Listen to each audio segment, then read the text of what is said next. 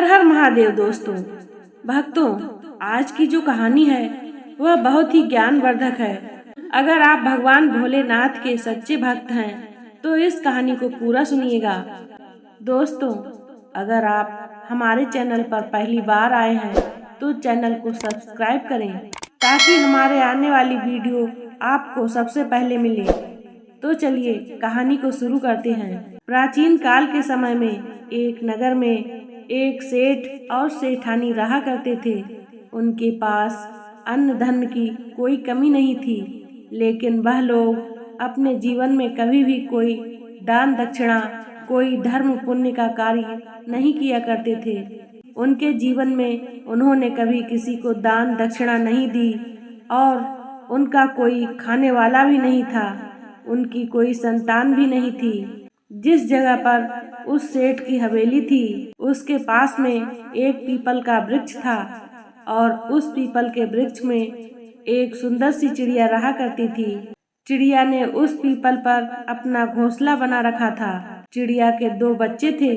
चिड़िया रोज नगर में दाना पानी चुगने के लिए जाती थी और दाना पानी चुगने के बाद वापस अपने घोंसले में आ जाया करती थी और अपने बच्चों को खिलाती।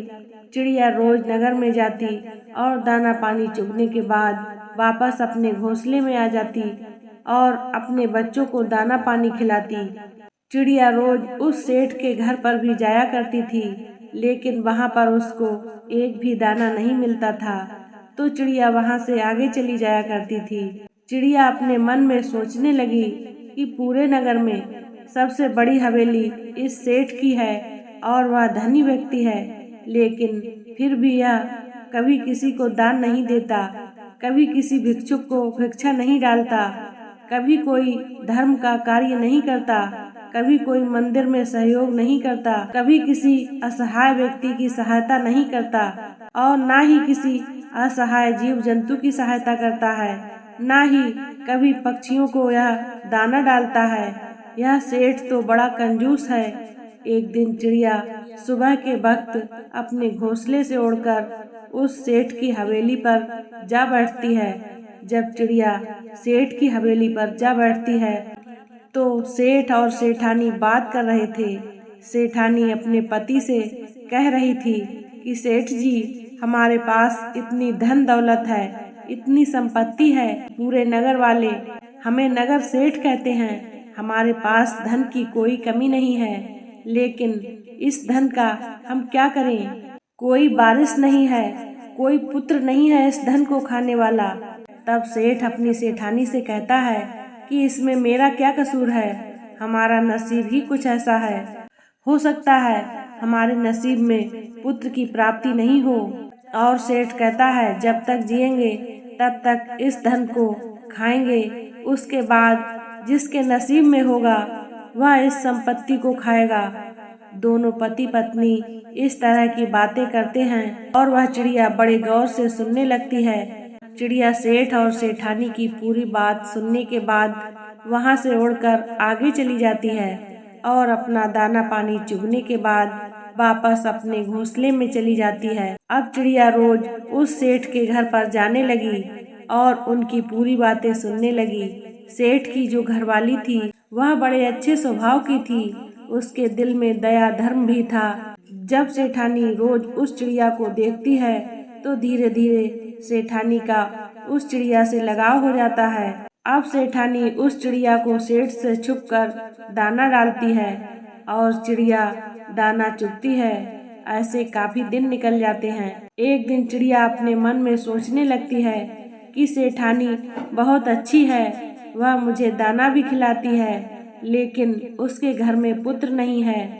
तब वह चिड़िया अपने मन में सोचने लगती है कि ऐसा क्या किया जाए जो इस सेठानी को पुत्र हो जाए। चिड़िया सोचने लगी कि एक औरत जब तक माँ नहीं बनती तब तक उसका औरत होना ही बेकार होता है। एक औरत का दुख दर्द एक औरत ही समझ सकती है। औरत का जीवन तभी सफल होता है जब वह माँ बन जाती है। एक औरत को सबसे बड़ा सुख तब मिलता है जब वह माँ बनती है। यही सोचकर वह चिड़िया बड़ी दुखी हो जाती है और चिड़िया सोचने लगती है कि यह इतनी सीधी सादी धनी है और रोज मुझे दाना भी खिलाती है। ऐसे में मैं क्या करूं जो इसके घर पुत्र जन्म ले और उनको पुत्र की प्राप्ति हो। और वह सोचने लगी कि मैं ऐसा क्या करूं। एक दिन चिड़िया के मन में आता है कि क्यों ना मैं देवों के देव महादेव के पास जाऊं और उनसे सेठ और सेठानी के लिए अर्जी लगाऊं। यही सोचकर चिड़िया अपने पति से कहती है कि सुनिए जी, मैं कुछ दिनों के लिए कहीं जा रही हूँ। आप बच्चों का ख्याल रखना, इनको समय पर दाना पानी खिलाना। इतना कहकर चिड़िया अपने घोंसले से उड़ जाती है।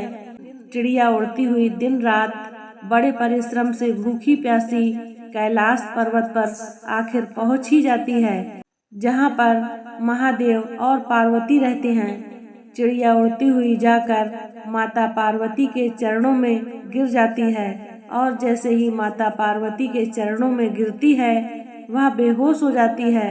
माता पार्वती चिड़िया को अपने हाथों से उठाती हैं और चिड़िया को होश में लाती हैं। वह चिड़िया से कहती हैं कि चिड़िया, तुम कहाँ से आई हो? हे पुत्री, तुम बड़ी परेशान दिख रही हो। तब चिड़िया माँ पार्वती से कहती है कि मैया, मैं बहुत दुखी हूँ और बड़ी दूर से आई हूँ। मैं अपने दुख के लिए दुखी नहीं हूँ, किसी और के लिए दुखी हूँ, बड़ी दुखी हूँ। तब माँ पार्वती कहती हैं कि पुत्री, आप मुझे स्पष्ट बताइए, आखिर बात क्या है, खुलकर बताइए। तब चिड़िया कहती है कि मैया, जहाँ मैं रहती हूँ वहाँ पर एक सेठ और सेठानी रहते हैं। उनका कोई पुत्र नहीं है और वह सेठानी जी बड़ी भोली, बड़ी सीधी हैं। उनको एक पुत्र दे दीजिएगा। चिड़िया इतनी बात माँ पार्वती से कहती हैं और फिर से बेहोश हो जाती हैं। माँ पार्वती फिर उस चिड़िया को होश में लाने की कोशिश करती हैं। तब काफी देर बाद चिड़िया होश में आती है। तब माँ पार्वती उस चिड़िया को कुछ दाना पानी खिलाती हैं और चिड़िया से कहती हैं कि पुत्री, तुम चिंता ना करो, थोड़ी देर में महादेव आएंगे, इसके बाद हम महादेव से बात करेंगे। फिर थोड़ी देर बाद भगवान महादेव अपनी समाधि से खड़े हो जाते हैं। माता पार्वती चिड़िया को अपने हाथ से लेकर महादेव के पास ले जाती हैं और महादेव से कहती हैं कि हे प्रभु, फालना नगर में एक सेठ और सेठानी रहते हैं, क्या उनके नसीब में कोई पुत्र नहीं है? तब महादेव ध्यान लगाकर देखते हैं और कहते हैं कि पार्वती, उनके नसीब में कोई पुत्र नहीं है। तब माँ पार्वती कहती हैं कि प्रभु, यदि उनके नसीब में पुत्र नहीं है तो उन्हें पुत्र देना पड़ेगा। लेकिन महादेव जी कहते हैं कि हे पार्वती, तुम जिद क्यों करती हो? उनके नसीब में कोई पुत्र नहीं है तो मैं उन्हें पुत्र कैसे दे सकता हूँ? लेकिन माँ पार्वती उनसे जिद करती हैं और कहती हैं कि यह चिड़िया बड़ी दूर से आई है और यह आशा करके आई है कि हम इसकी सहायता करेंगे। इसी आशा से यह भूखी प्यासी उड़ती हुई इतनी दूर यहाँ तक आई है। इसको खाली हाथ यहाँ से नहीं भेज सकते। अब पार्वती की इतनी बात सुनने के बाद महादेव जी कहते हैं, ठीक है पार्वती, तुम हर बात की जिद करती हो और तुम्हारी हर जिद को मुझे पूरा भी करना पड़ता है।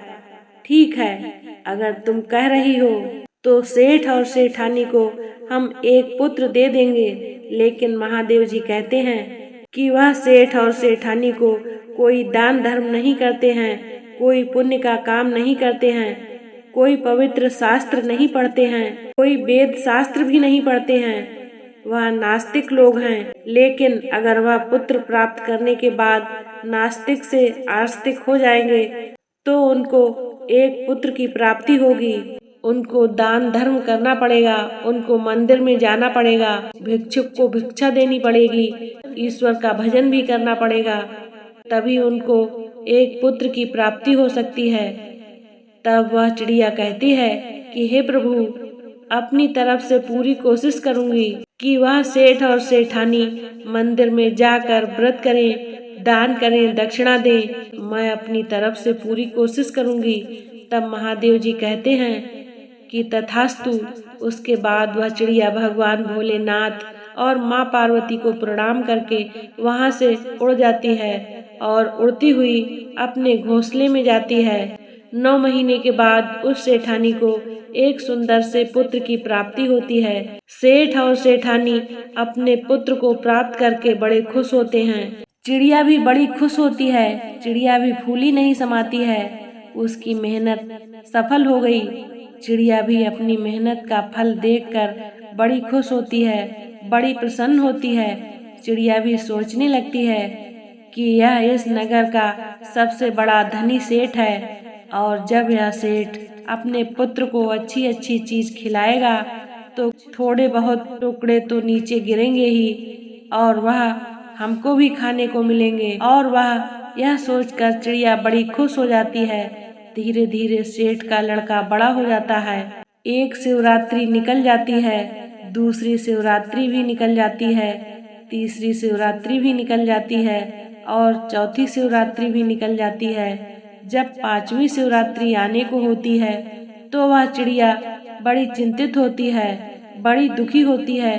चिड़िया सोचने लगती है कि सेठ का लड़का 5 साल का हो चुका है और यह सेठ और सेठानी अभी तक कोई दान दक्षिणा नहीं करते हैं। और चिड़िया यह सोचकर बड़ी दुखी हो जाती है। चिड़िया सोचने लगती है कि यदि इन लोगों ने दान दक्षिणा देना शुरू नहीं किया तो इनके पुत्र की मृत्यु जल्दी हो जाएगी। यह सोचकर वह चिड़िया बड़ी दुखी हो जाती है, बड़ी चिंतित हो जाती है। चिड़िया सोचने लगती है कि मैं सेठ और सेठानी को क्या कहूँ, कैसे कहूँ। मेरी भाषा तो यह समझ नहीं सकते, मेरे इशारे को भी यह नहीं समझ सकते। अब मैं क्या करूँ? यही सोचकर वह चिड़िया बड़ी दुखी हो जाती है। तब तक चिड़िया के बच्चे बड़े हो चुके होते हैं। चिड़िया अपने बच्चों से कहती है कि बच्चों, तुम अपना ख्याल रखना, मैं कुछ दिनों के लिए कहीं जा रही हूँ। अब चिड़िया फिर से अपने घोंसले से उड़ान भरती है और सीधे कैलाश पर्वत पर जाती है। कैलाश पर्वत पर जाकर चिड़िया माँ पार्वती के चरणों में पड़ जाती है और माँ पार्वती चिड़िया को अपने हाथों में उठाकर कहती हैं कि चिड़िया पुत्री, अब तुम्हें क्या परेशानी है? तुमने जैसा कहा था वैसा तो हो गया। तब चिड़िया माँ पार्वती के चरणों में पड़ जाती है और अपने सर को पीटने लगती है। कहती है, मैया, लेकिन सेठ और सेठानी को सत्य मार्ग पर लाने में मैं सक्षम नहीं रही। उनको नास्तिक से आस्तिक नहीं बना पाई। मैं उनसे धर्म का काम नहीं करवा सकी।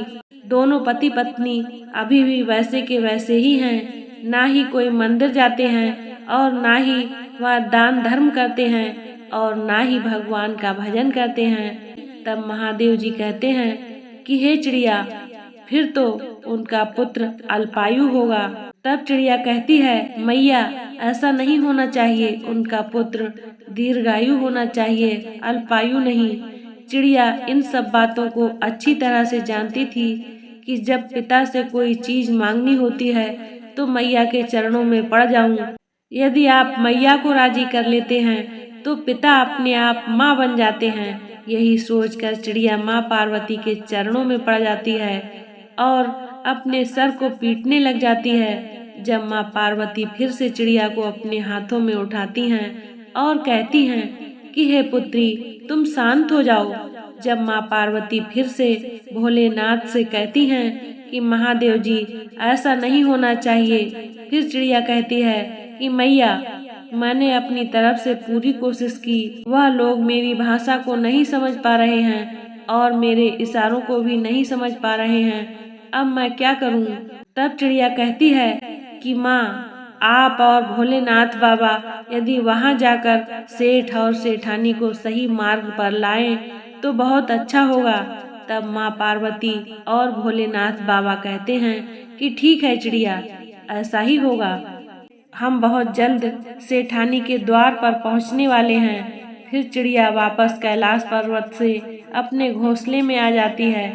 कुछ दिन बाद महादेव और पार्वती एक भिक्षुक और एक साधु का रूप धारण करके सेठानी के द्वार पर जाते हैं और सेठानी से कहते हैं कि मैया, हमको बड़ी तेज भूख लगी है और आप हमें भोजन खिलाइए। यदि तुम लोग हमें भोजन नहीं खिलाओगे तो तुम्हें श्राप लगेगा और तुम बर्बाद हो जाओगे। तब सेठ और सेठानी हाथ जोड़कर कहते हैं कि बाबा, तुम मुझे श्राप मत देना, हम तुम्हें भोजन जरूर खिलाएंगे। तब सेठानी साधु के भेष में आए महादेव और पार्वती को अपने घर के अंदर ले जाती है और अच्छे अच्छे पकवान बनाती है और दोनों को खिलाती है। वहीं पर सेठानी का नन्हा सा पुत्र इधर उधर घूमता है। कभी महादेव और माँ पार्वती को रोटी लाकर देता है तो कभी सब्जी लाकर देता है, कभी कोई मिठाई लाकर देता है और कभी कोई सी मिठाई लाकर देता है। यह देखकर माता पार्वती बड़ी खुश हो जाती हैं। माँ पार्वती सोचने लगती हैं कि यह महादेव का प्रसाद है, इसीलिए यह इतना चंचल है। भोलेनाथ और माँ पार्वती सेठानी के घर से भोजन करके जब जाने लगते हैं, तब सेठ और सेठानी दोनों आते हैं और हाथ जोड़कर कहते हैं कि बाबा, हमसे सेवा में कोई कमी तो नहीं रह गई, माफ कीजिएगा, लेकिन श्राप मत दीजिएगा।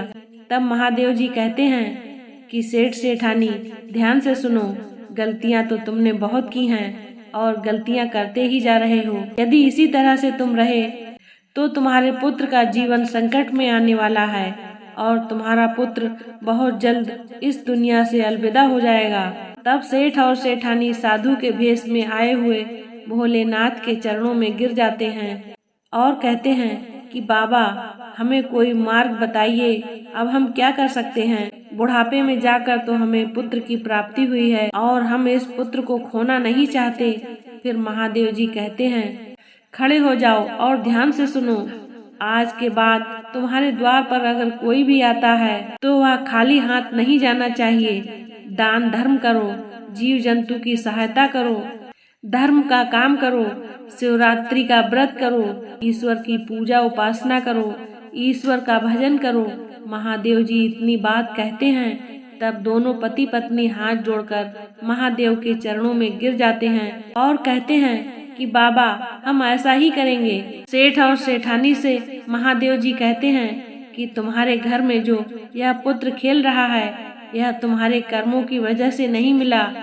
तुम्हें तुम्हारे नसीब में तो पुत्र था ही नहीं, यह तो एक चिड़िया की वजह से मिला है जो तुम्हारे यहाँ से उड़कर कैलाश पर्वत तक पहुँची है और कैलाश पर्वत तक जाने के बाद महादेव और पार्वती से विनती करके तुम्हारे लिए पुत्र मांगा है। यह उसकी विनती का फल है कि आज तुम्हारे घर में एक नन्हा सा पुत्र खेल रहा है।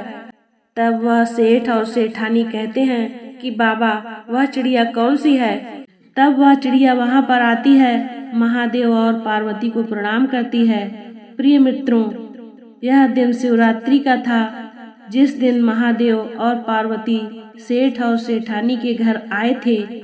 सेठ और सेठानी के घर महादेव और पार्वती पूर्ण रूप धारण करते हैं और सेठ और सेठानी को दर्शन देते हैं और चिड़िया की शिवरात्रि सफल हो जाती है। बड़ी धूमधाम से सेठ और सेठानी महाशिवरात्रि का पावन व्रत करते हैं और साथ में चिड़िया भी व्रत करती है और देवों के देव महादेव के दर्शन होते हैं। उनकी महाशिवरात्रि सफल हो जाती है। जो लोग महाशिवरात्रि का व्रत करते हैं, उन लोगों पर महादेव की ऐसी कृपा रहती है जैसी सेठ और सेठानी पर रही।